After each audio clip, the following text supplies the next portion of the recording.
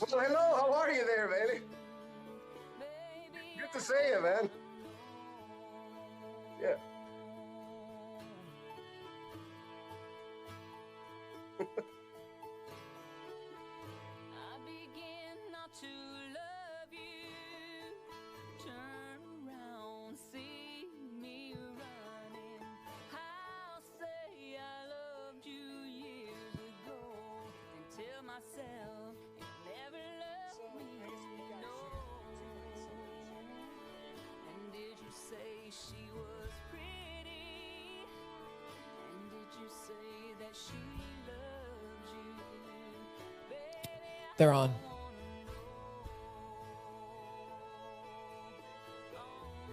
All right, we're going to go live here in 30 seconds. Ready? Hey, if y'all wouldn't mind silencing your phones for the panel, we would appreciate that. We're filming this for our archive. Thank y'all for being here this afternoon. Appreciate you stepping away from the Record Expo and joining us for this, what should be a pretty interesting country music panel about some really historic recordings.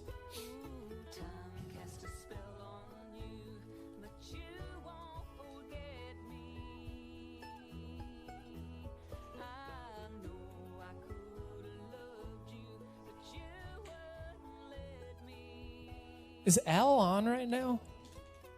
Because he's here.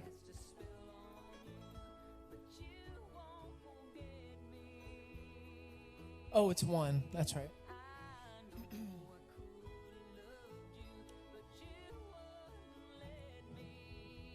All right. Hey, everybody. How's everybody doing?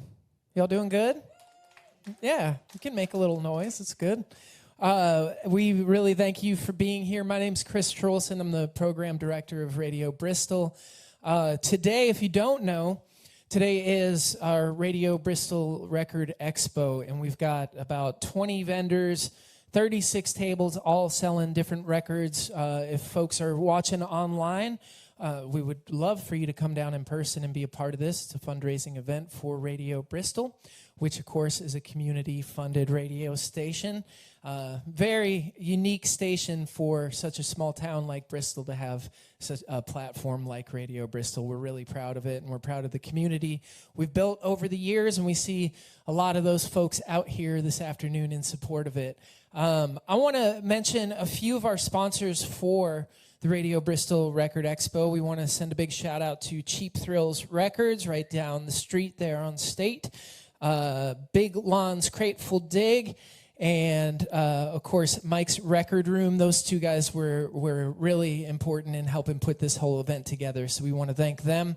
Also, High Tech Heating and Cooling, Forgotten Tunes, Soundtrack Tennessee, our friend Roger Bowman, who helped to donate the Rich Artone set to Radio Bristol. That's now been uploaded, and we're playing a lot of that music in our daily playlist, so we're excited about that as well. And with that, we're going to get started into our panel, Appalachia on Record, the Rich Artone Folk Star Story, a beautiful compilation, the whole catalog of the Rich Artone record label. Appalachian on Record digs into milestone documentation of the Rich Artone Folk Star Story, which is pertinent, of course, to Bristol, to the Tri-Cities, and, of course, Johnson City, as well as known as its first record label. Included folks like the Stanley Brothers, Jim Eanes, Wilma Lee, and Stoney Cooper, and a whole bunch of other artists, and some really amazing obscure artists that you wouldn't hear day to day that really cut some really cool stuff. So we've got some of the producers of this amazing box set here with us this afternoon, and some folks who were involved in compiling this project for Bear Family Records. The project released this past year, and after years of work behind the scenes, not only did they compile it, but they were able to release it. And what should be said, in an era of where music consumption is very different, and to put out a box set of this size and stature is really an amazing accomplishment. So let me introduce our great panelists that we have here this afternoon. Dr. Ted Olson is a professor of Appalachian Studies at ETSU, 9-time Grammy nominee and producer of 25 projects that document and celebrate Appalachian music. Give him a round of applause. And we've got Abe Partridge here with us today, celebrated singer, songwriter, and artist based in Mobile, Alabama. Partridge has been touring hard for the past, well over a decade, regularly plays many notable festivals like Laurel Cove. He's just coming off of a 30-day run to join us this afternoon. And he's done a lot of research into holiness and gospel music of Appalachia, and we're excited to have him a part of this as well. Abe Partridge. And familiar radio Bristol face down there, Mr. Lonnie Salyer. Big Lon is a locally famed record collector who hosts a weekly radio show, Digging with Big Lon, and he's been here with Radio Bristol for 8 years now? Almost 10. Time flies. Almost 10 years. He's an amazing...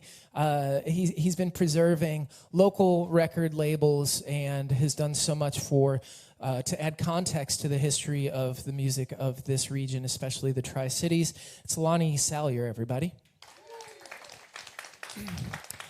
And then this TV, the fella right here, is coming from all the way from Italy. Matteo Ringresi is an international performer, wonderful musician, and researcher and collector of regional small label bluegrass music. Matt has one of the most comprehensive collections of small label bluegrass 78s in Europe, and as I mentioned, just an amazing musician and researcher of bluegrass and early country music. This is Matteo Ringresi, everybody. So I want to just kick off a little bit before we really dig in deep with this. I think it would be important to get some context of this project and a little bit of history behind Rich Artone and what that is, because I don't think that name is a familiar name to a lot of folks, but really it's been an important player in the country music, in the history of country music. So Ted, if you wouldn't mind, could you talk a little bit about the history of Rich Artone and how this project came to be? It should be on. I think you can hear me. Before I say anything else, thank you for inviting us here today on behalf of the panel. We're pleased to be here to share this story with you. Also, heartfelt thanks to the family members of Jim Stanton, James Hobart Stanton, the producer of all these records. We've got several members of the family. We've got Brenda, we've got Kathy, we've got Tracy. Am I missing anyone? And Ken to stand. And a round of applause for these folks. And then, of course, we have to thank Richard Weitza, who's not here today, the founder of Bear Family Records. We want to thank Richard. Let's give him a round of applause. Richard may see the video of this at some point, so he will appreciate, of course, that recognition. And, of course, thank you to Bear Family Records, the whole staff in Germany who put this out. So thank you, Bear Family Records, for supporting this project. 10 years ago, had you been out collecting at a record fair or in a record store, or, searching online for Appalachian music from the 1940s, you may have stumbled upon the name Rich Artone Records in reference to the Stanley Brothers. Probably that would have been the extent of it. Now, true, diehard collectors knew differently. They knew the importance of Rich Artone Records. Will Moline, Stoney Cooper, Jim Eanes, the Bailey Brothers. There's a long list, Sossman Brothers, of early bluegrass artists and artists in shall we say, post-war country, the boogie period of country in the late 40s.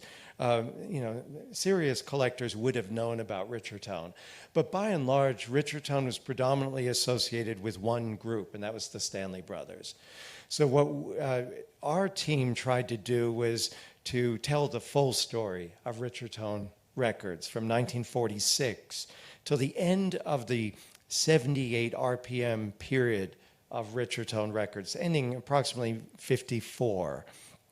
And what we, of course, discovered that serious collectors already knew is that Richard Tone was about a whole lot more than bluegrass. I mean, it was about bluegrass, and let's never understate the importance of Richard Tone Records to telling the story of that pioneering period of the emergence of bluegrass.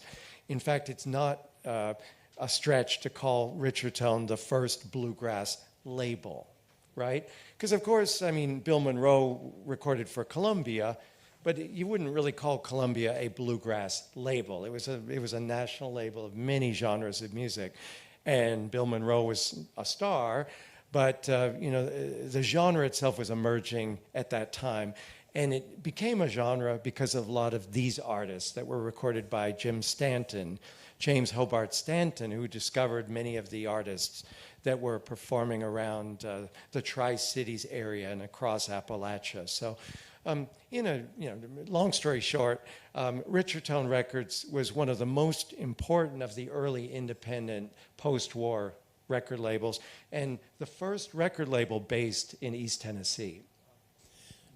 I think we've got such a diversity of panelists here who are coming to Richard Tone in different ways, I would imagine. I thought it would be cool to kind of start this off by talking about how each of you individually were introduced to Richard Tone, whether it was through record collecting, maybe you heard something that caught your ear. Mateo, would you start if you wouldn't mind? Yeah, of course. And first off, let me say thank you very much for having me. This is an absolute pleasure and an honor for me. So I'm really glad to be part of this panel. Thanks to all the panelists. Thanks to Chris and the radio and everybody made it possible, really, and Bear Family and everybody, as Ted said. Now, how I got into Richard Tone is quite interesting, quite unique. I was getting into bluegrass when I was really young, probably like 7 years old, something like that. By way of Bill Monroe, I found by accident a Bill Monroe record. It just spoke to me for no reason, because I'm Italian. So, but I related to it and I loved it, and so I started looking for more bluegrass. And there was a bluegrass compilation that came out in the very early 2000s from it was a proper label in the UK. It was called Bluegrass Bonanza. So there was some old time music, some 20s and 30s old time. There was some Bill Monroe, and then there were Stanley Brothers and Bailey Brothers, especially Richard Tone recordings. And for some reason, that, and especially like Rattlesnake Daddy, some of those songs that the Bailey Brothers did, that's what stuck with me. It's like, oh, this is fantastic. The sound quality, the like how much the power and how much they believed in it. It's like, I need to find out what this is. And of course, nobody had heard of Richard Tone but not even heard of bluegrass, but let alone Richard Tone in my area. So I had to sort of do it all by myself and then the internet came along. And so I started looking for records that way. Started talking to people and sending emails, and then eBay came along, and so I started buying some Richard Tone records, and it really started from there for me. Thank you. Lon, why don't you give it a shot? How did you run into Richard Tone initially? All right. Thanks for having me here today. It's a pleasure to be here with these wonderful panelists. And so my journey, I collect local records. And I didn't know anything about local music when I first started collecting records 10 or 12 years ago. You know, as a kid, I grew up on the Velvet Underground and Led Zeppelin and REM. I didn't know anything about bluegrass or hillbilly records or even what that meant. And I started collecting local music because a lot of these labels are not really documented. So sometimes the only way you know that artist ever made a record was, hey, you go out to a yard sale, thrift shop or something, and you find a 78 or a 45 on some obscure label from Irwin, Tennessee or Salem, Virginia, and you're like, oh, okay, I wonder what this is, and do research on it. So I distinctly remember the first Richard Tone I found because I saw some online, and actually Mateo owns this record, or he did. I found a Jim Eanes record. I didn't know who Jim Eanes was at the time. So probably the rarest record he ever put out was one of his Richard Tones. And so I bought it at a flea market, and I had befriended him and said, what's this? And he's like, oh, I'll trade you a Kingsport for it. And that's kind of my interest in Richard Tone started. So, because I could get a Kingsport 78 from Mateo for it. But then got into the music and just what's amazing with Richard Tone, known for the bluegrass music, there's such such a history of the culture of Central and Southern Appalachia, because a lot of these are field recordings at radio stations or in coal camps and logging camps, and so this is like the raw, unfiltered music. You didn't have Nashville putting their fingerprints on. Hey, you got to sound like Bill Monroe. It's like, no, I sound like the guy I learned fiddle from on my grandma's porch, and I've never been more than 10 miles away from Gate City, Virginia, and that's how I play music. So just the richness and uniqueness of the records. And some of these, there were only 50, 100 copies. So the fact that we've got one or two copies in the world, it's just amazing. So this box set, I was excited when we started work on this years ago, just because it needed to be documented. Because, like you say, most folks aren't familiar with a lot of these artists, but there's some phenomenal records on this label. Nice. Yeah, I definitely want to dig in more in the conversation of regional music and how this captured a specific time period, and we'll dig into that. Abe, tell us how you first ran into Rich Artone. Yeah, so I've spent the last 6 years of my life documenting the music that's found within the a particular brand of Appalachian holiness churches known for handling serpents, or what they call following in the signs. And there happened to be a family that recorded with Jim Stanton, and they put out a record called The Coots Duet, and under Jim Stanton's label called Skyline, what do we call it, subsidiary or something? A subsidiary of Richard Tone or Jim Stanton's thing called Skyland. And I was talking to Dr. Olson about it, and here I am. Nice. Well, look forward to learning more about Skyland. Ted, how did you become familiar with Rich Artone? Well, with the mic, thanks. Back in the 1970s, I collected a lot of folk and bluegrass and early country records, and I collected a lot of Rounder releases. Rounder Records was one of the preeminent independent labels of the 1970s and beyond, and they issued a collection of the bluegrass, kind of a cherry-picked record of some of the highlights, I guess you would say, of Jim Stanton's collecting work involving early bluegrass. And I had that album that they issued, and it was about 1/3 ultimately of the bluegrass recordings that Stanton had actually recorded during that period. But it was a taste of what was happening in this part of the world, and it gave a sense of Jim Stanton's vision for the music, and it whetted my appetite for more. And then, of course, later I became very aware of the Richard Tone legacy of the Stanley Brothers. But there was much more to the story, and that's kind of how I got involved. I know that compilation was really influential to a lot of musicians over the years. So adding to that story with this project is really significant. Before we really get into the music that's captured on Rich Artone catalog, let's talk a little bit about Jim and about his work. I don't know if Matt, if you want to chime in on this. Can you talk a little bit about the background of Jim, and were small labels a thing that were happening at that time around the region, or was this like a first deal thing? Well, I'm going to say, Ted is probably way more equipped to answer that because he's done a lot of research on Jim. But what I know is like the bare bones aspects of it. And Jim was a jukebox operator early on. And of course, there was not many small labels per se really in the country, so far as what we've been able to ascertain. And Richardson was definitely one of the first, and one of the first to document like proper local music. As you guys already touched on, they weren't trying to overproduce the artist. This is the way the artists were sounding, and that's the way we want to record them. We just want to have a picture of what those artists sounded like. And Ted probably can interject on this and go more into detail on Jim and his early background, I'm sure. Ted, what was the scope that Jim had in grabbing these artists to come to the studio? What was the initial sort of thoughts behind that.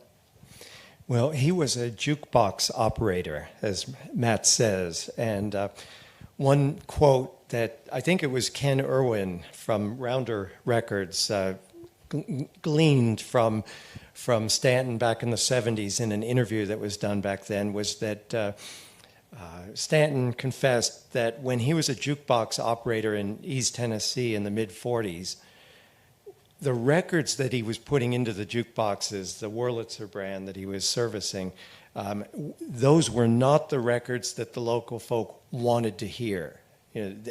All he had available to him was the national releases, and some of that was quite mainstream. And even if it was country, it was the more mainstream sound. And so Jim Stanton wanted to make records. He wanted to find a way to give people the music that they wanted to hear. So he started a record label.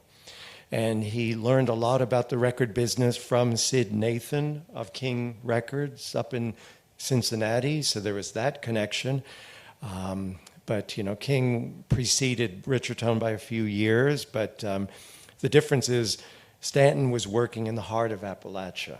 So he was working in a place where the music was rich, but much of it was undocumented at that point. And so he was the man who stepped in and documented it in high quality. Well, some would argue high quality. Well, they were high quality in the respect, even if the conditions were not state of the art in some cases.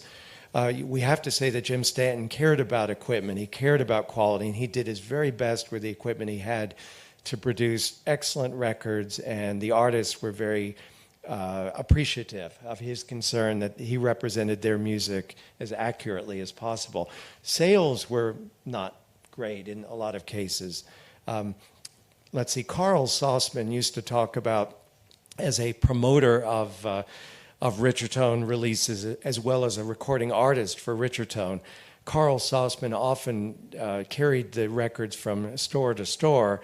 And he often commented that really the only artists that were on the Richard Tone label that everybody in these record stores definitely wanted to stock were the Stanley Brothers. So the other artists just weren't selling in the way or to the degree that the Stanley Brothers were selling. Carl Saussman said it didn't matter. He was happy to support Richard Tone in any way, shape, or manner he could. And he appreciated Jim Stanton's passion for the music. And the evidence is in the sheer number of records that were made. 317 different Richard Tone and Folk Star and other associated labels that are included on this set.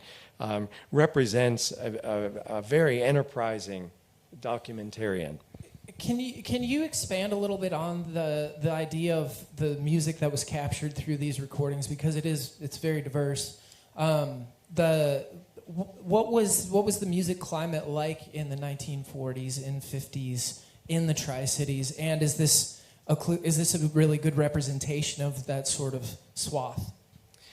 Let me start, and then I'll pass over to the question over to Lonnie, because Lonnie collects a lot of this music beyond the Richard Tone Folk Star label world. So there's a much larger music scene beyond what Stanton even documented. But the music that was going on in East Tennessee was, of course, country, the emergence of bluegrass long before there was a title for that music. So keep in mind, a lot of these artists that we now consider pioneering bluegrass artists didn't think of themselves as bluegrass artists. They probably thought themselves as Bill Monroe acolytes, or maybe as country artists who were just doing their own thing. And then there, of course, was a lot of gospel of various strains. And Abe was talking about the Coots duo, and there were many other gospel acts, including some of the most famous Southern white gospel records of that era were documented by Stanton. There was, some African-American music that was being documented in this area by Stanton. There was what we would call early rockabilly. At the time you probably would have considered it country boogie, but it was really the emergence of rockabilly. There's an important story that relates to this. When RCA Records was considering signing Elvis Presley in the mid-50s, The agent traveled through East Tennessee and realized that on the jukeboxes and in the local clubs in East Tennessee, people loved Elvis. And that was all the clue that RCA needed to know to sign Elvis to a national label, RCA Records, RCA Victor. So, this was a hotbed of those sounds at the time. Lonnie, you might have some thoughts about the kinds of music going on in that time period. Okay, thank you. That was great. Great points there you made. So interesting, not just necessarily here, but across really the world after World War II, there was a lot of folks that came back home that had all this knowledge of electronics and communication equipment, because that's what they did in the military. And those guys wanted to be entrepreneurs, didn't want to work for other folks. So there were a lot of independent record labels, particularly in the mid '50s through the mid '60s. But Stanton was one of the pioneers. But I say that in that at that time, up until mid '70s, there was still a lot of localized music. You talk to even like these rock and roll bands, and we had a hit song in Baltimore. It's because no one 40 miles outside of Baltimore ever heard your record. So and that's kind of how these. Some of these artists that people don't really know as household names were superstars in the region. They would sell out the local joint that they would be playing at, whatever they may be. So I think he had a knack for his niche was putting together interesting artists that the mainstream didn't look at because they didn't think they could make $1 million off of them. But he was just trying to fill the jukeboxes that he was leasing to people with interesting music that the guys in Harlan, Kentucky wanted to hear after working in the coal mine all day, and which wasn't traditional music you got from listening to Bing Crosby records or whatever. What kind of numbers were these being pressed in, and like how hard are these records to find in the wild? So Mateo wants to get in on that one, but quickly there's several records that I have, Mateo has, that a couple guys here in the audience have, that it's only the only known copy left in the world, or I've got a couple there. There's 2 or 3 copies in the world. And so you think these were probably 100 records pressed, 50 pressed, because he was always on a shoestring budget. The fact that a lot of these, we were able to get so many of the records from the 78 years, like this box set has 140 or so of the records. As far as what Mateo and I have documented, there's like 162 78s that were released over that 6 or 7 year period, and 2 or 3 or 4 of those, no one that we know has a copy. Now there may be a stack of them down the street in someone's basement, but we can't find them. Mateo, you want to touch on that? Yeah, no, you're absolutely right. And of course, the earlier years of Richardson, I guess 47 and 48, is when they probably pressed the most copies per record. And still, we're probably talking, 250, 500. There were some cases when a record became a hit, and so it got repressed, so they pressed it a little more, as the case for Little Maggie, as the case for Tramp on the Street that Willie and Stoney did. They pressed more of those. Some of the figures are a little uncertain on those, but, it's definitely more. And then once you start getting into the 50s, all pressings are in the hundreds or 50, maybe sometimes 150. And so, of course, the fact that even 2 or 3 copies survive today is almost a miracle. And that we could find them, most of them at least, to document as comprehensive a picture as we could. I'm really grateful that we were able to do that. And of course, a lot of collectors helped all over the world, and I'm really glad we got to do that. This might be a good opportunity for us to take a second to listen to a song. Mateo, I know you picked out a song that has a story behind it and is probably a rarity, I'm guessing. Let's play that. Do you want to intro this, and then we can talk about it after we listen to it? Yeah, sure. Now, this is a song that, of course, I was familiar with, but the record and the band itself, I was not familiar until this record was found. And this record was found not many years ago, and the first copy was found, and our friend Corbin Hazlett, who's helped with that, he's the first copy, and it was in pretty rough shape. So we got a transfer of that. Of course, at least we were able to document it, and then another copy surfaced in Kingsport in 2024, and I was able to purchase it. And so I got it shipped over to Italy, and the problem was it arrived cracked in half. And so when you have one or two copies of a record, and this was a lot cleaner than the other copy, and it arrives cracked, and it's heartbreaking, it really is. And so I got in touch with the guy. There's a legendary guy in California. His name is Jim Cooprider, who's famous for like being the 78 restoration wizard. He's done things with impossibly broken in pieces records, and he's put them back together. He's now he's in his 80s, and he's in an assisted facility. So of course he cannot do the work that he used to do. But so I got in touch with him through a friend, and I was able to convince him, like, if he could please work on this record. I have it right here. I don't think it'll show through the video, but like, it was cracked right. I don't know if it shows or not, but it was cracked right in half, and he was able to piece it back together. And now it plays, and you can barely hear it. It's fantastic, and that's the copy we used for the reissue. Very nice.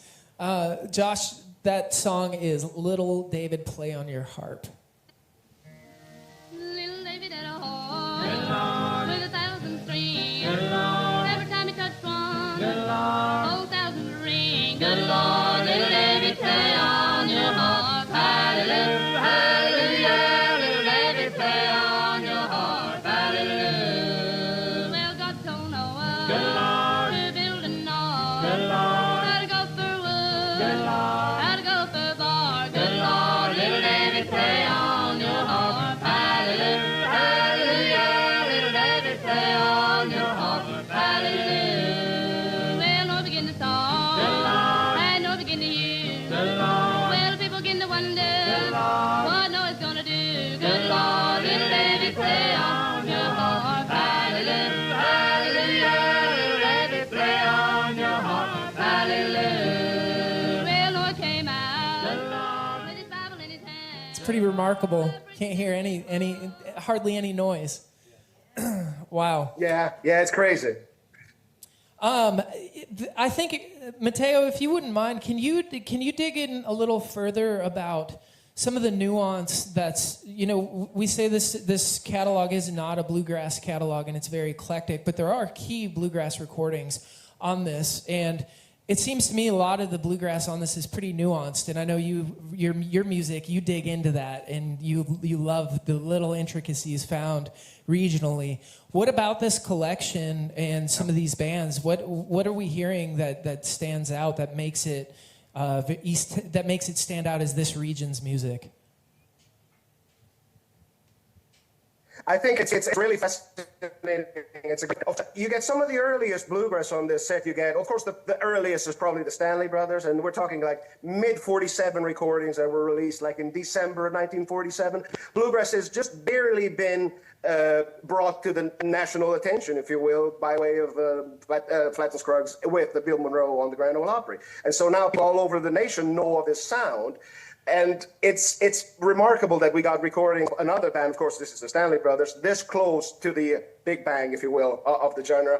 And yet they retain so much, as we touched on earlier, they retain so much regionality. So the Stanleys are not trying to copy Monroe. Of course, they're influenced by him, but they're not trying to copy him. They're doing their own songs. They're doing their own material. They're doing it in their own style, which is clearly influenced by Monroe, as much by Monroe as maybe by people like Maynard's Mountaineers or, some of the other artists that are in the area.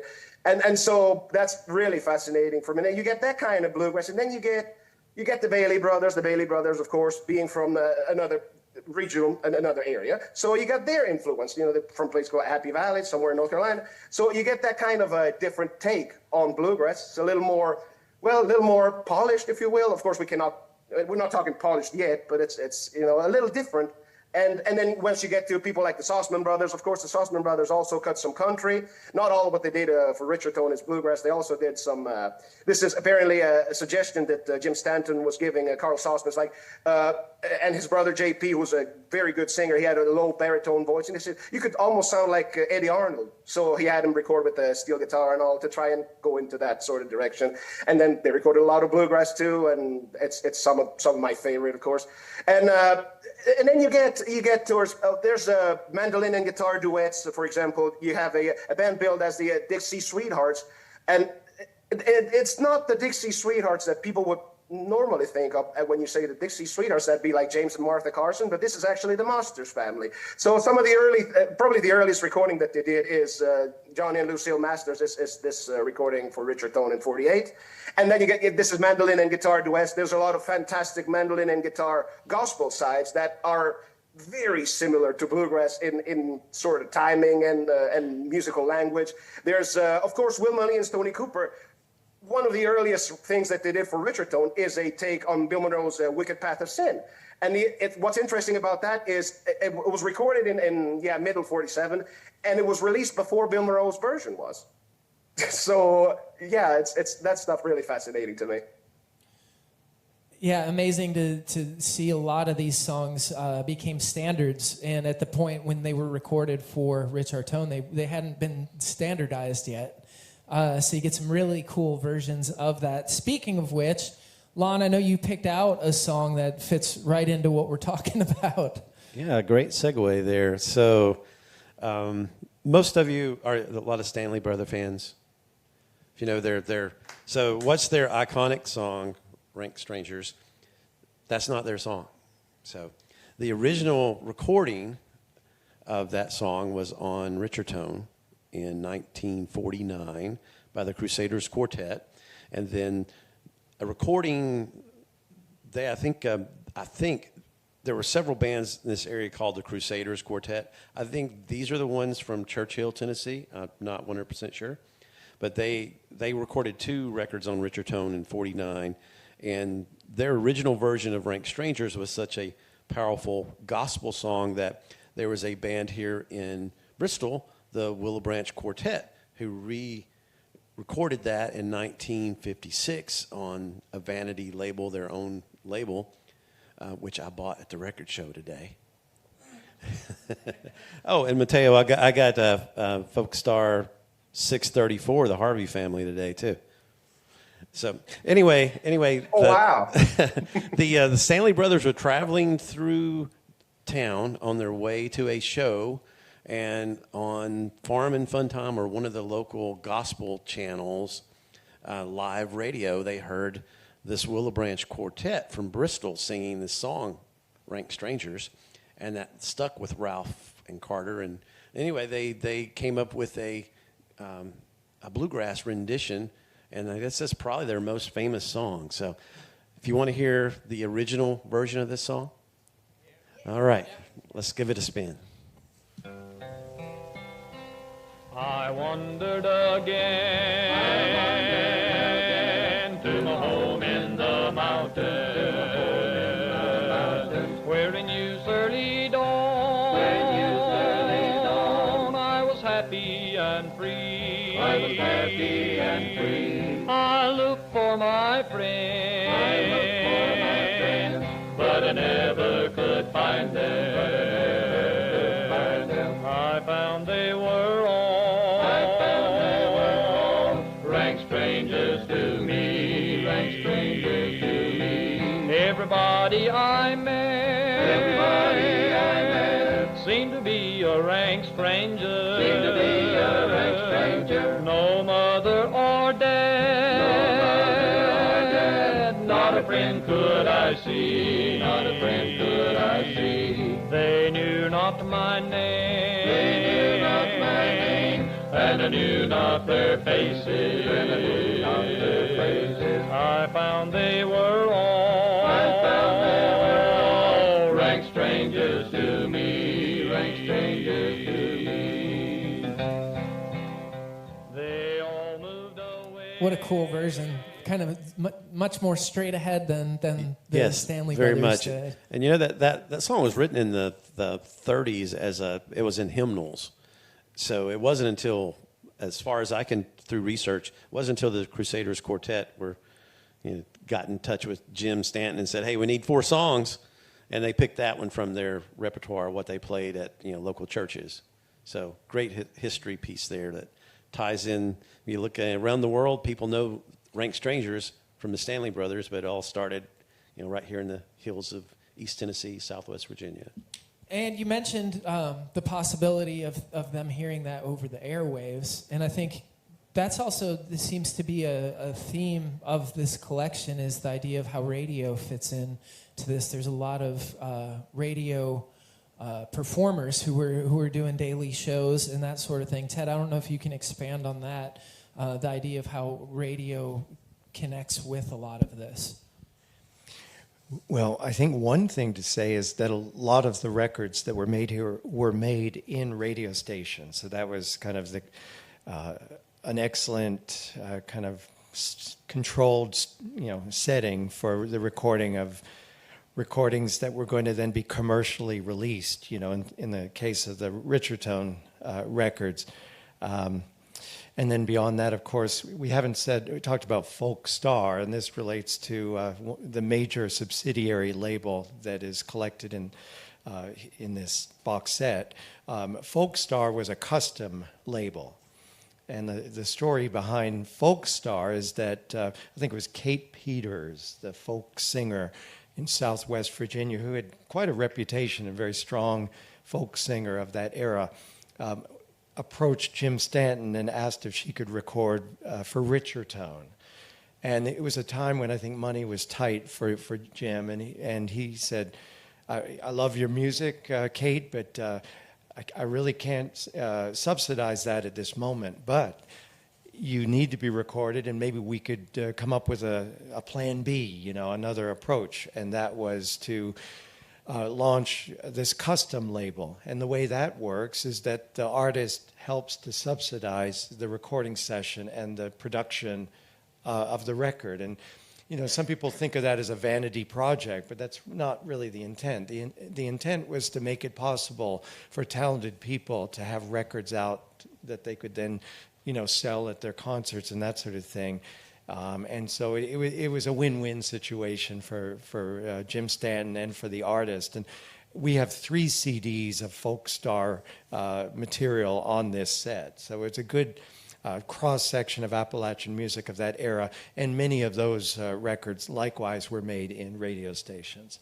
Would the Folk Star recordings were those professional musicians? Were they more amateur musicians? Were they names that people in the region would have recognized? I think in general they were amateur musicians. I mean, the whole point is that Jim Stanton recognized the artists that he could release commercially and would likely pay back to make the project worthwhile financially, because obviously he very much believed they were worthwhile aesthetically. In other words, he wanted to support the music of the people he loved, the musicians whose music he respected. It was just a business decision. So if an amateur artist maybe would have a more difficult time to sell records, to recoup the expenses. And so rather than for Jim to bear the financial burden of making the project happen, he would pass some of the financial accountability to the artists themselves. In a lot of cases, they would be white gospel quartets and that sort of thing, or family gospel groups. And those groups, they had other motivations for recording the music. So they were willing to undertake some of the financial investment because they'd be performing their music in churches and revivals and that sort of thing. And so the point being is that, Folk Star filled a niche at the time. But in the long run, ended up being an important part of our effort to document the music of Appalachia. People will notice that the subtitle of the set is Appalachia on Record. And I want to nod to Matt. That was Matt's idea of providing that subtitle. And it was a great idea because this is truly a documentary, a snapshot into Appalachia in that era. And Folk Star is an important part of that documentation effort. So without that decision to create a custom label, we would have missed out on a lot of these other amateur musicians who made important music at the time. I think that fits into, Abe, you mentioned Skyland Records as a subsidiary of Rich Artone. Is that a similar, in your research with digging into the holiness music and gospel of earlier eras, is that similar in the way that they were recorded? Was it the same sort of deal where it was like folk star? Yeah, very much. Yeah, I think I know in the particular case of the Coots duet, they traveled over here from Middlesboro, Kentucky, and came in, and the family doesn't know if it was over a day or two, but they just hired Jim Stanton for a recording session and just left. I believe they pressed 500 copies, is what his son has told me, and they took them back and they gave them away. And there's exactly one that I've been able to find. But Lon's going to try to help me find another one, I think. But he showed me a picture of it, and I have seen it somewhere. So Really? Yeah. I don't know. So it I might be at Roger's house. I'll go see it. Okay, well, I'm leaving encouraged today, so I'm hoping to track down that other one. Abe, I was wondering too, from the musician's standpoint, collections like this, how do they? I know you're performing all over, and you dig deep to find music that inspires you. I'm sure you go back to a lot of these early recordings. How does and Matt too? Please respond to this. How does a collection like this inspire you and help you create? Well, I think it's such a strange day in the modern era to be a creator of songs. Whenever people are downloading apps, and billionaires are creating apps that just take all of this stuff and then make these amalgamations of different things, and it's so very commercial, and like it's a huge industry.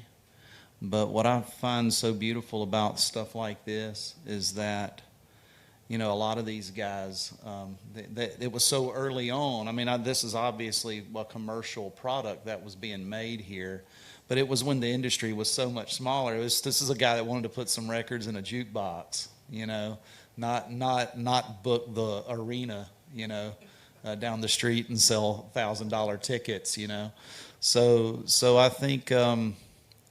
Well, just putting the heavy commercialism that's placed in the music industry today, it incentivizes music that, in my view, it becomes less authentic.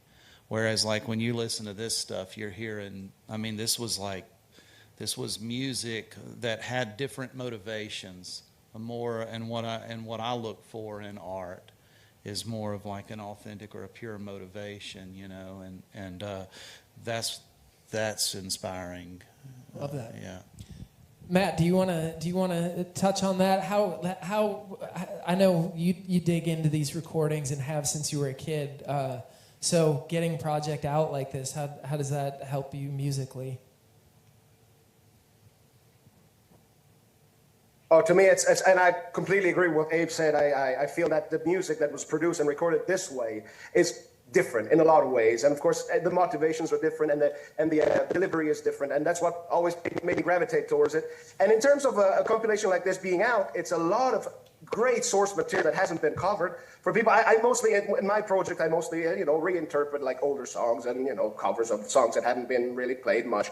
And so a collection like this is a treasure trove of stuff like this, because it's really stuff that hasn't been revisited for maybe ever. There's some of these songs have never been covered, and there's no need to copy them note for note, but it's a great inspiration to dig into this sort of material, especially for someone like me who's like deep into the musical aesthetic of this whole genre. It fascinates me, and it's a great source for doing that. Can I don't know if this is for Mateo or for Ted or Lon. Can you guys talk about finding all these records? Was this a grouping of people from all over the country who helped to compile this, and how did that take place, and how did you track all these people down? Lon, do you want to? Yeah, Matt. All right. Well, okay. All right. So it took many years. And the starting efforts, the starting phases of this was contacting collectors that we knew were into Richardson and had been for many years. One of them is Jay Bruder, who has acquired years ago the collection of Pete Kuykendall. And Pete Kuykendall was probably the first person I'm going to say, in the world to seriously collect Richard Tone. Not only did he collect the records, he collected a lot of documentation. And by a lot of documentation, I'm talking like 10 pages. But that's all it survives, really, as far as we know, in terms of like pressing plant documents and stuff. And so Pete had that, and he had a lot of them, not all of them, but a lot of the records. There was a collector in the UK, his name is Alan Turner. He did a lot of research and publications even in the 80s and 90s with the group called the Hillbilly Researcher. And he has a huge collection of Richard Tone and Folkstar records, and a lot of the transfers that we use were provided by him. And so we're already, of course, Jay and Pete's collection is in Washington, D.C., and Alan's is in the UK. So we're already international at this point. And then, of course, we got some people from Germany, friends of Richard Weitz, and Richard Weitz himself has a lot of these records. And I provided some, Lonnie provided some, Roger, who's in the audience, Roger Bowman provided some, and really it was a group effort. And it took the better part of 10 years, or maybe even more than that, to group them all together. And then the other hard thing to do was to find the cleanest copies. Because, of course, you might have copies, but they're not always clean. And especially with these records, they wear out pretty quickly. And so that took a long time. And of course, I have to mention Chris Svarg was the audio engineer that did the remastering work on the set, because I think he did a fantastic job. And I have never heard these recordings sound any better. So if you have not heard these recordings, the way they sound on the CDs, you're in for a treat. I'm so proud of what he did. Hey, Matt, Jerry Brown is here in the audience with us too. So, you know, that not only the challenge of finding these records is finding, you know, with the record collectors, or particularly 78 collectors, we're all a little very protective of our records. So going to a guy like Jerry and saying, I know you have the only documented copy of that record in the world. Could I transport it to Bristol and let some audio engineers flip it around and play with it and record it? And he's like, first just looked at me like I was the craziest person he'd ever met. But, you know, and same with Roger here. So this has been a labor of love of folks around the world who love Richard Tone. I'm not sure really how many people contributed, but, you know, whether it was photos or documents or rare records, you know, building that trust to get people to be able to take their prized heirlooms and let somebody record them. So, you know, it's so thank you for everyone in the audience who has participated as well. Time is flying by. I definitely want to touch on a few more things. Ted, I was hoping we could play the song that you selected. And do you want to explain a little bit behind it and why you selected it? Sure. When people think of Richard Tone, or at least because of the rounder release of the bluegrass sides in the 70s, people came to associate Richard Tone with bluegrass predominantly, but it's about many genres of music. And I think the track that I had selected from our set here by Blue Friday and his Daniel Boone Ramblers underscores the fact that a whole lot of other genres of music were going on in East Tennessee, Southwest Virginia, Western North Carolina, the area of Appalachia that Stanton tracked slightly beyond into West Virginia. And this is an amazing recording of Country Boogie, from 49, I think? Is that about when we're talking? 49. But when you hear it, what you're hearing is a cover of Blind Boy Fuller's Step It Up and Go, which is a blues classic. By that time, it was already a classic from the blues repertoire. But this group is turning it into an early rockabilly song long before rockabilly was named. And I think that's important because that's how revolutionary this music really is. I mean, it's setting a national sound long before the nation had perked its ears and identified it or labeled it. So that's how important the work of Jim Stanton was, documenting the emergence of this music long before it was labeled.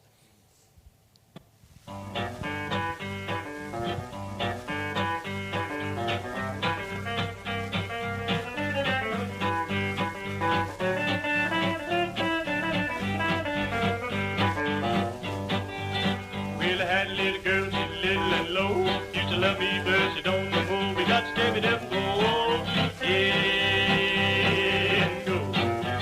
If you can't see the pattern on the flag, got to step it up, go.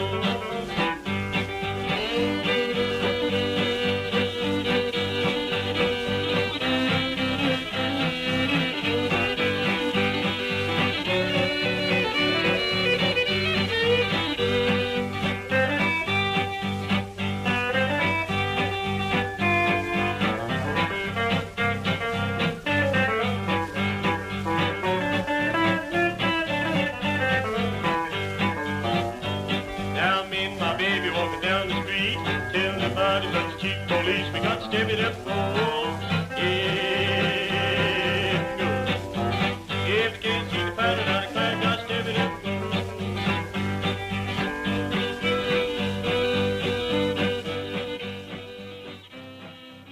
Blue Friday and his Daniel Boone Ramblers. And Step It Up and Go, cool version I'd never heard before. Another kind of amazing window into the world of what this, of how eclectic this music really is.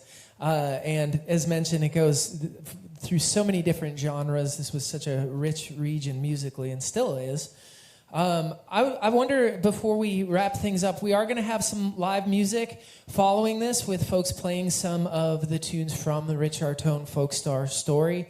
So stay tuned for that. I was wondering, are there any like Holy Grail records from this collection that you guys as collectors would look for, or are there any that haven't been found that like you're just dying to find? Well, there are a few that haven't been found yet. There's a blues record from an artist in Mississippi. It's called Moss Point Blues. That we know that it was listed in Billboard as being released, and I don't recall, is it 51 or 52, Mateo? But Yeah, we've never 51, been able yeah. to find a copy. I even contacted the Mississippi Blues Hall of Fame, and they didn't know what the heck I was talking about. That's how rare the record is. But as far as Holy Grail, that one we just played is the one I want. Elsie Smith's the lead singer on that. So if you've got a stack of Blue Fridays at home, let me know. I'll give you a kidney or something. There's a little toe or something. Thank you. Let me say quickly that if you look at All Music Guide and you read up about the Stanley Brothers in that era, Eugene Chadbourne, who's kind of a famous critic and musician, writes about the Stanley Brothers, and the moment when the Stanley Brothers emerged as kind of the big bang was the term used of bluegrass in a national sphere, where Monroe's sound was being taken elsewhere and being transformed. Eugene Chadbourne on All Music Guide refers to one of the Rich Artone releases as being that moment when the enthusiasm, when the excitement, the exuberance of bluegrass was kind of bursting out. And that was Molly and Tenbrook by the Stanley Brothers. And so that's one of the Rich Artone releases. Very good. Well, this has been fascinating. I feel like we just are starting to dig into how deep this really could go, and so the conversation that could go on and on. But we got musicians that are raring to go. I want to thank all of our amazing panelists, Dr. Ted Olson, Mateo Ringresi, Abe Partridge, and Lonnie Salyer. Give them a big round of applause. And huge congrats on all the hard work that's gone into making this project come to fruition. It's an amazing project, and we're going to proudly play it on Radio Bristol. If folks want to purchase this box set, where's the best place to go for that? I have a few copies here today, but beyond that, you can go online and you can look at MVD distributors, music video distributors in Philadelphia, and that is Bear Family's distributor. So you can find the box set there. All right, well, thank you guys so much. We appreciate you being involved with our expo today and for coming to Birthplace of Country Music. A big hand for all these amazing folks. And just give us a couple minutes, and we're going to have some live music coming up. We've got Lightnin' Charlie, we've got Bailey George, and Abe Partridge playing some songs from Rich Artone. Thanks, y'all.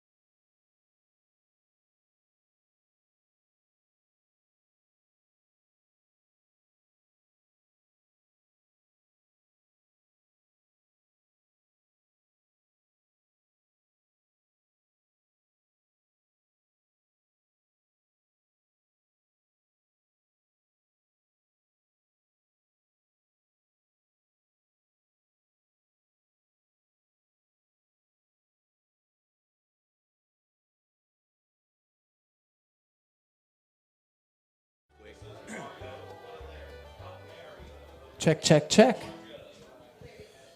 And we are live, y'all. We're live here. This is Chris Trolson with Radio Bristol. A big thanks to our panelists who did a great panel for Rich Artone and Folkstar.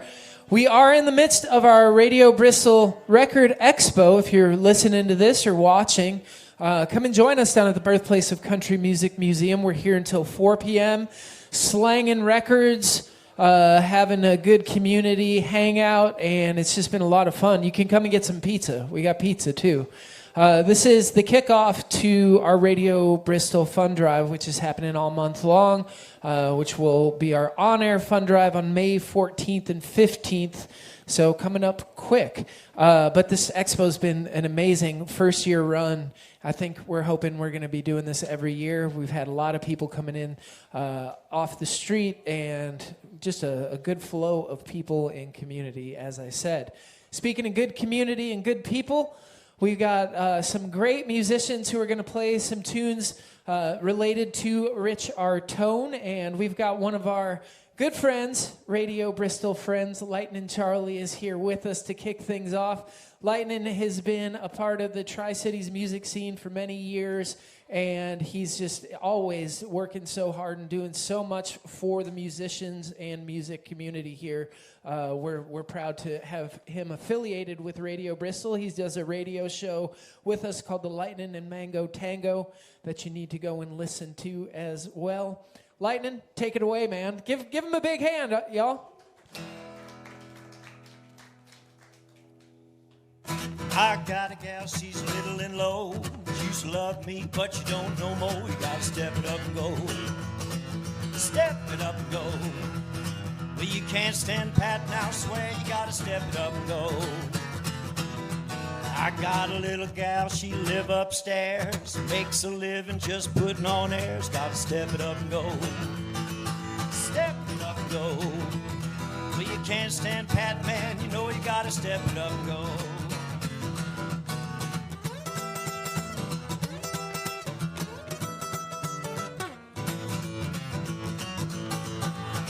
We just heard this one, didn't we?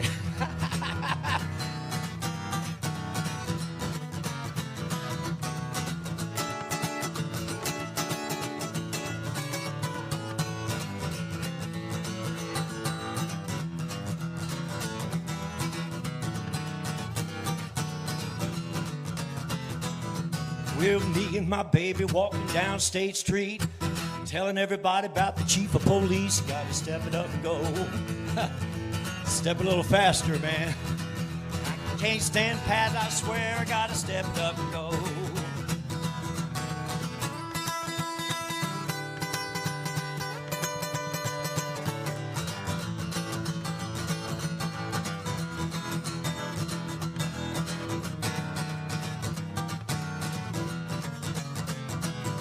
I'm gonna sing this verse, ain't gonna sing no more. Lightning's booked and he's gotta go. I gotta step it up and go. I gotta step it up and go. Well, I can't stand pat, man, and swear I gotta step it up and go. I'm gone.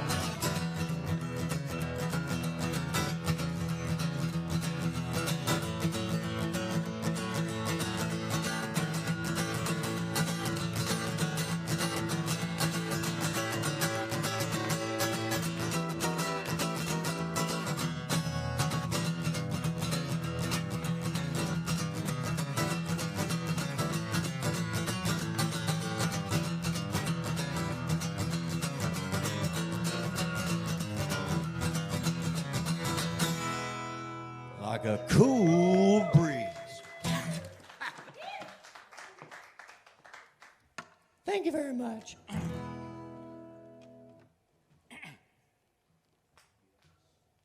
Sounds like I need a drink of water. Wish all I have is this. Anybody like a little sip? Take the edge off? No? It's early, I understand.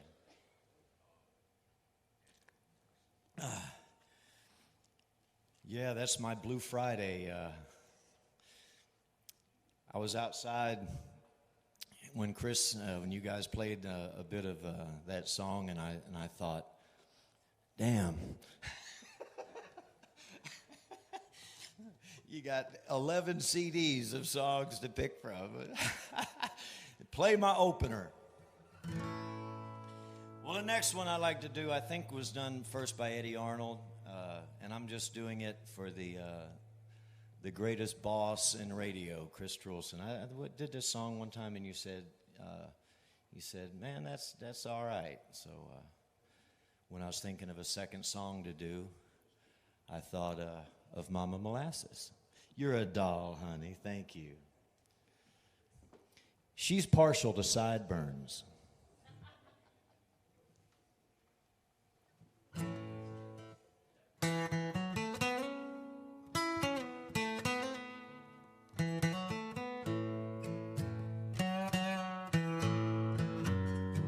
Oh, how many arms have held you and hated to let you go? How many, Lord, how many? I wonder, yes I do. But I really don't want to know. And how many lips have kissed you and set your soul aglow? Yes, baby. How many, Lord, how many? I wonder, yes, I do. But I really don't want to know. So always make me wonder, and always make me guess. Well, and even if I ask you, oh darling, oh, don't confess. Just let it remain your secret. Oh, for darling, I love you so. No wonder, yeah, no wonder. I wonder, yes I do, but I really don't want.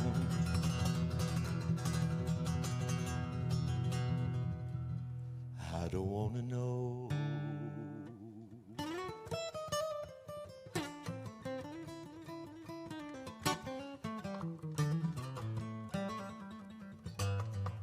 Keep it to yourself. Thank y'all very much. Lightning Charlie, y'all give it up. Thank you, man. Appreciate it. It's the Country Blues by Lightning Charlie right there. It's the stuff, man. Thank you, Charlie, and check out Lightning. He's playing all around the region. He's going to be at Rhythm and Roots this year and elsewhere. Abe, I think you're up, if that's okay. All right, we've got a fella who's came a long ways to be here this afternoon from Mobile, Alabama, wearing many hats today, and we really, really appreciate it. Do you need a chair? Are you good? Do you want a chair? Yeah, could I just play into that? Yeah? Okay, cool. Sure, Yeah, if you want. I don't need the different one. Okay. It'll record better if we do both, though. Oh, it will? Okay, well then let's do it. It'll yeah, all right, I'll stand. Well, I can drop it, though. Okay, cool, yeah, that'd be great.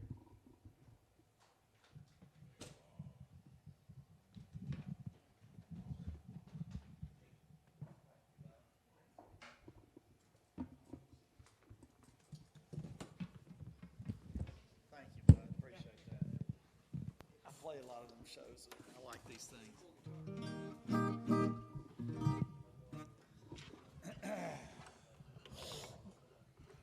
For folks who are just tuning in, this is the Radio Bristol Record Expo, and we're doing some Rich Artone songs here this afternoon from some great performers affiliated with Radio Bristol. And as I mentioned, Abe is the first time we've had Abe here at Radio Bristol, and hope that it's not our last. We're excited about all the work that he's doing and his amazing music. He's been touring around the country for well over a decade, putting out great records, also a fine artist as well. And as we learned today, doing some great research in country music and beyond. So we're thrilled to have Mr. Abe Partridge here with us. Y'all give him a big round of applause.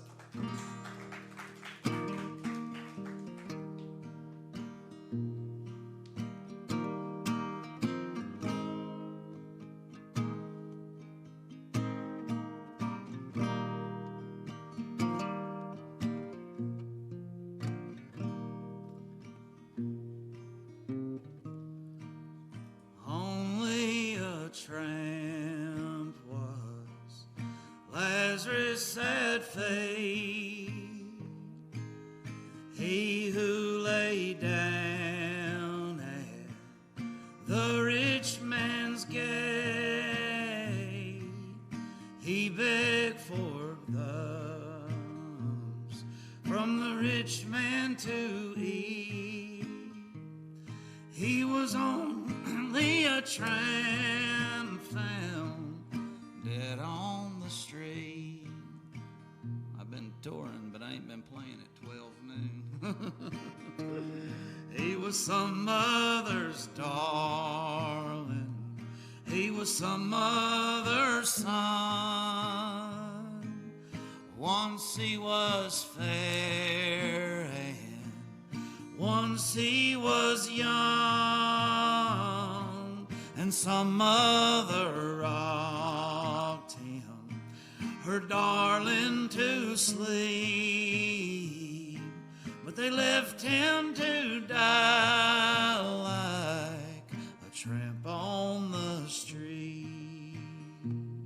And Jesus, who died on Calvary's tree, he shed his life's blood for you and for me. They pierced his sides, his hand and his feet, then left him to die like a tramp on the street. He was Mary's own darling, was God's chosen son. Once he was fair and once he was young, and Mary, she rocked him, her darling, to sleep. But they left him to die like a tramp on the street. If Jesus shouldn't come and knock on your door for a place to come or bread from your store, would you welcome him in or turn him away? Then God would deny you on the great judgment day. Yeah. That was a tramp on the street from the Richard Tone collection, and here's one called Ain't No Grave Gonna Hold My Body Down.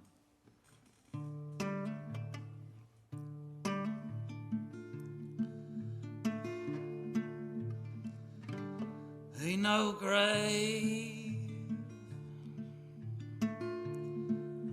Gonna hold my body down, there ain't no grave.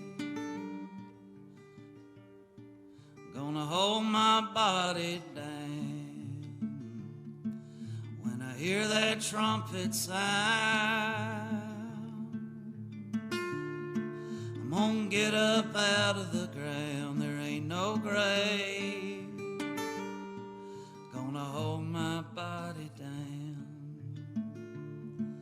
I look way over yonder, and what'd you think I seen? I seen a band of angels coming for to rescue me. There ain't no grave gonna hold my body down. There ain't no grave gonna hold my body down when I hear that trumpet sound. I'm gonna get up out of the ground, ain't no grave gonna hold my body down. Well, meet me, Jesus, meet me. Meet me in the middle of the air. And if these wings should fail me, I won't need another pair. And there ain't no grave gonna hold my body down. There ain't no grave gonna hold my body down when I hear that trumpet sound. I'm gonna get up out of the ground, there ain't no grave gonna hold my body down.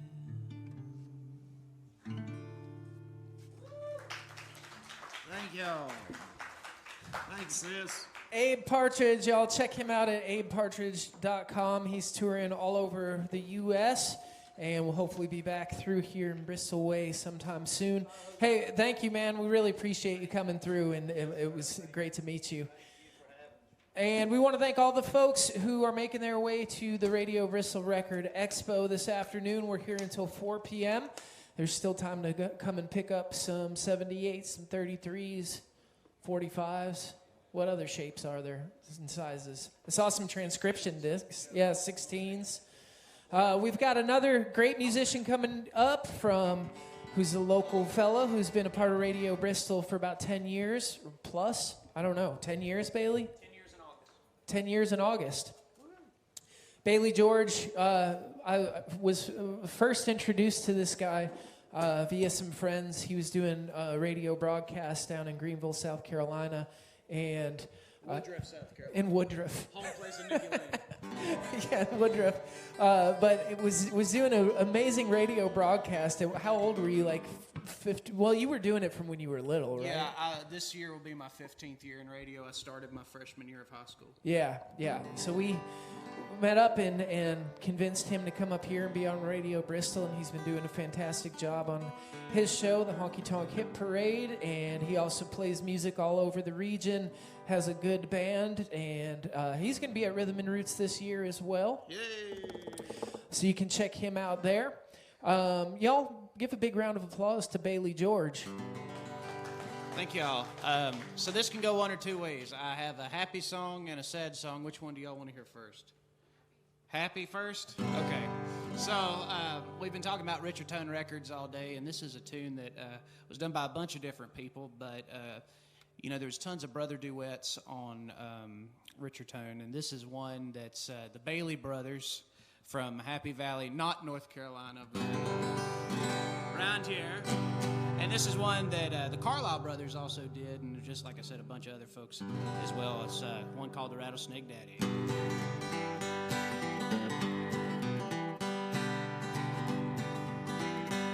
I'm a rattlesnake daddy and I rattle wherever I please.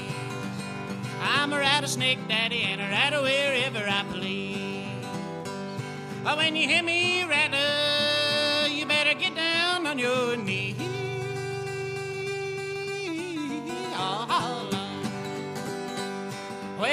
rattle down in Georgia and a rattle down in New Orleans. Listen, say a rattle down in Georgia and a rattle wherever I please. Oh, when you hear me rattle, you better get down on your knees. Ah, yodeling.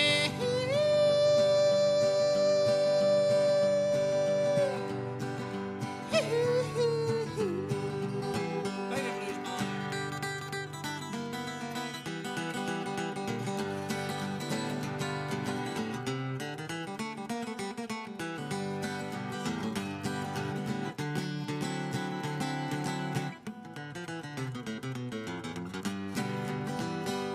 When I throw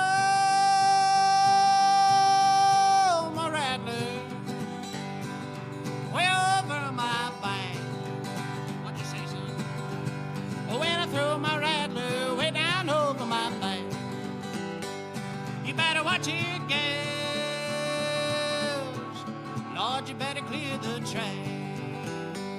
I'm a rattlesnake daddy, a rattle wherever I please. I'm a rattlesnake daddy and a rattle wherever I please. Oh, when you hear me rattle, you better get down on your knees. Ah, Lord. Yodeling.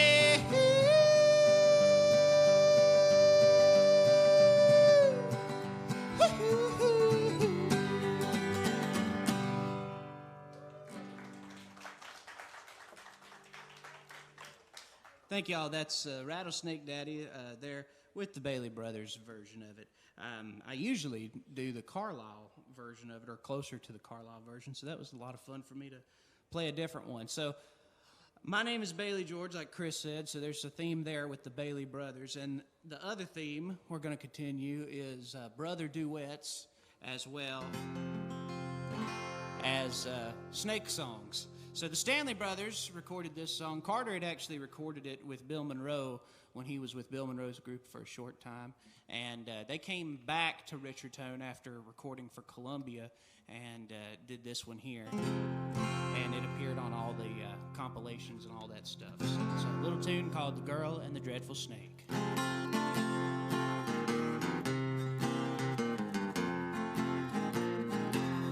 Our darling wandered far away while she was out at play. Lost in the woods, she couldn't hear a sound. She was her darling girl, the sweetest thing in all the world. I looked for her, but she couldn't be found.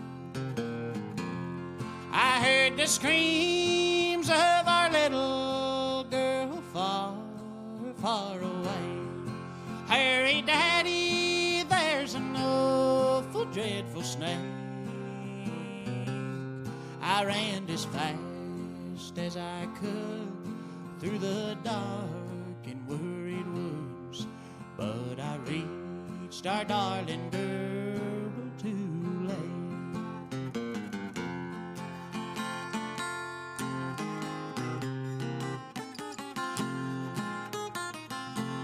I looked up to God's blue sky. I knew that soon she'd have to die, for the snake was warning me close by. I held her close up to my face. She said, now, Daddy, kill that snake. It's getting dark. Tell Mommy goodbye. I heard the screams of our little girl far, far away. Hurry, Daddy, there's an awful, dreadful snake. I ran as fast as I could through the dark and worried woods, but I reached our darling girl too late.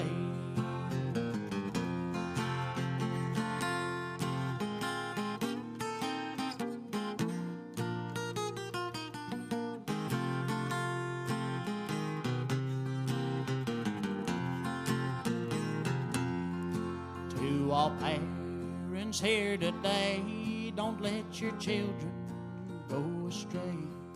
Hold them close and guide them safely home. Put your trust in Jesus' faith. Don't let your children go away. It still seems I can hear her around her home. I heard the screams of our little girl far, far away. Harry, Daddy, there's an awful, dreadful snake. I ran as fast as I could through the dark and worried woods, but I reached our darling girl too late. I heard the screams of our little girl far, far away. Harry, Daddy, there's an awful, dreadful snake. I ran as fast as I could through the dark and worried woods, but I reached our darling girl too late. Thank y'all. Bailey George live on Radio Bristol. Big round of applause for Bailey. Make some noise for Bailey. And for Abe and Lightning Charlie as well, Abe Partridge. That concludes our Rich Artone segment of the afternoon. I hope that y'all enjoyed it. I want to thank all of our panelists who are part of our Rich Artone panel. And all of this is live on YouTube, so you can go back and check out some of those performances as well as the great discussion that we had earlier. And we are here at the Radio Bristol Record Expo. We've got just a few more hours of our 25-plus vendors selling records. Come down and join us at the birthplace of country music. It's here until 4 o'clock for our first annual. We're hoping this will become an annual event, Radio Bristol Record Expo. I want to thank everybody live in the studio here in our performance theater, and we want to thank everybody tuning in wherever you might be.